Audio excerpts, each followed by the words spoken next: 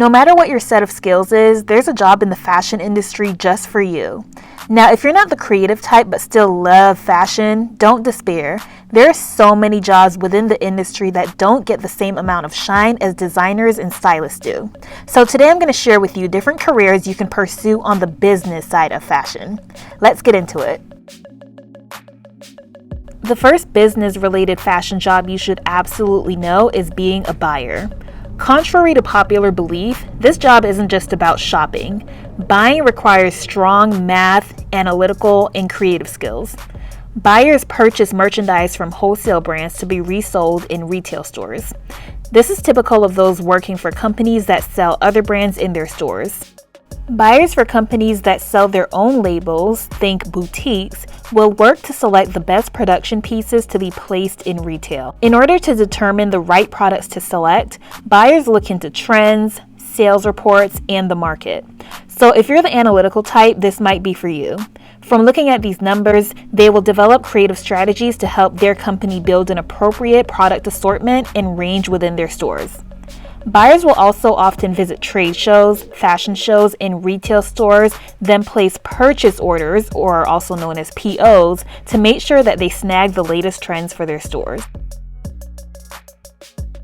The next career path to consider is being a merchandise planner or allocator. In this role, you'll determine which merchandise goes into which stores. People in this position rule the land of inventory.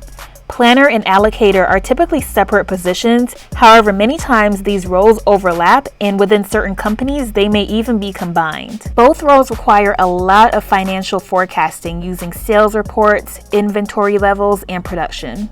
They're in charge of predicting what products will sell and using that information to make sure that each store is always stocked up with the appropriate levels and types of merchandise. Now again, if you're big on analytics and numbers, this could be the role for you. To sum it up short, planners plan the product budget and allocators allocate products to the stores. Next role is a mix of both creative and business, and that's being a fashion editor. Editors are responsible for the overall style of a fashion magazine, catalog, or e-commerce content. They have a knowledgeable background in English, journalism, and communications. They oversee the creation, planning, and development of content for fashion magazines, websites, newspapers, or television programs. Your next career option is being a wholesale account executive. These people are basically the sales force behind the company, and relationships are key to success in this role. This position requires working with outside store vendors to try and get the company's products placed into these vendors' stores. So it's important to build a connection with the buyers of these vendors to obtain successful and consistent sales. Account executives have a way with words in terms of being persuasive to get the sales volume for the company. Basically, they're the plug between the outside buyers and the company. Heavy traveling can be required at times, especially during trade show season. Wholesale account executives essentially are the representative for their company during these events, so a great personality is key. I'm looking at you, extroverts. Your next option can be product development. Product developers coordinate and lead all stages of the product design and development process. They manage the pre-production calendar, chasing down approvals from technical design, development, and manufacturers. Product developers work in tech packs. They determine the costing and sourcing of materials and serve as a liaison with factories for the approval process to ensure that production is on track for hitting key milestones. Your next potential dream job can be a fabric developer and researcher. This role leans on a more technical side of textiles and testing. So what this role entails is you'll be responsible for fabric design and development, including researching new textile concepts like wearable tech that adds computing function to the fabrics of clothing. Examples of that include color-changing fabrics, where users can change the colors of the fabric they're wearing via a smartphone app, fabric made from mushrooms, yes, you heard right, mushrooms, and so much more. Fabric researchers and developers review proposals for production and work closely alongside the design team, so you'll need to know your materials and adapt quickly to any major production faults and sudden design changes. Next up is being a data analyst. Similar to being a trend forecaster, a data analyst stays on top of trends and consumer behavior. This is done by collecting and analyzing all visitor data from the brand's channels, such as social media, including Instagram and Facebook, or their website. You'll need to be well equipped with the knowledge to help make future decisions for the brand, and you'll be required to communicate and pitch this information. So if you're good at research and talking, this just might be the job for you. Next up is being a brand designer. Brands are crucial in all businesses, regardless of the market or the sector, but in fashion, they are absolutely essential. This industry is driven by brands after all. Billions of dollars are spent every year on building and renewing fashion-related brands. So what do brand designers do exactly? What they do is combine visual design with marketing to create images and narratives that connect with consumers. Branding in the fashion industry is non-stop, and a large company might have dozens, if not hundreds, of projects that require dedicated branding strategies. Everything from big-name logos to the text on the product packaging falls under the banner of branding.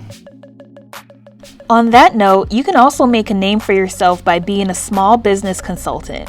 Now, it's easy to view the fashion industry as one that's dominated by big brands, but small businesses are one of the biggest drivers of revenue. Small boutiques, independent designers, and manufacturing companies all play an important part in the bigger picture. Many of these smaller companies lack the resources to hire in-house business, branding, and marketing experts. And because of this, they'll often seek out short-term consultants to help with tasks such as brand strategy, marketing, trend forecasting, and more. Working as a consultant for a small business can be incredibly lucrative, and it doesn't have some of the drawbacks of a more traditional role. Now, you're probably already familiar with this next role, which is being a publicist or a public relations specialist. So what a publicist does is they work for brands or people, such as designers, to create and maintain a positive brand and public image. They work with marketing specialists to plan out events for brands that might raise consumer awareness and interest in the brand or product. The public relations specialist is also responsible for developing press releases and handling media inquiries such as interviews or TV segment spots. In a corporate environment, they may also plan employee events involving notable members of the public, speakers, or performances. This next role that you probably may have never considered is being a sustainability consultant or expert. Consumers are becoming increasingly concerned and savvy about the impact of their purchases. This means that brands are now taking into account how they produce their products and hiring a sustainability consultant whose sole job is to make sure that the company is doing whatever they can to integrate sustainable sourcing and environmentally friendly practices is a non-negotiable these days. Getting it wrong on the ethics front can be disastrous for a business. Stories about poor working conditions or environmentally unsound practices, for example, can ruin a brand's reputation for life. Because of the impacts of textile manufacturing, sustainability is a huge concern for fashion businesses, and that's why many now hire dedicated sustainability consultants and experts. Along with shifting consumer shopping habits, new legal factors must also be considered. So this has created a highly valuable role for professionals that can effectively maintain and monitor ethical business practices. You can also take on a role of being a sample maker or a seamstress. This is for the ones who love sewing. It's relaxing to some people, and you can make some good money sewing or tailoring depending on the client. So sample sewers sew the initial designs for first samples or prototypes of garments to ensure that any issues with the fit are improved and adjusted before the pattern goes into production. This also helps perfect the pattern itself before it's mass produced. Last but not least, you can be a visual merchandiser. I can't tell you how many times I've stopped into a store because the mannequin in the window drew me in, and I'm like, I want that outfit that mannequin number 2 is wearing.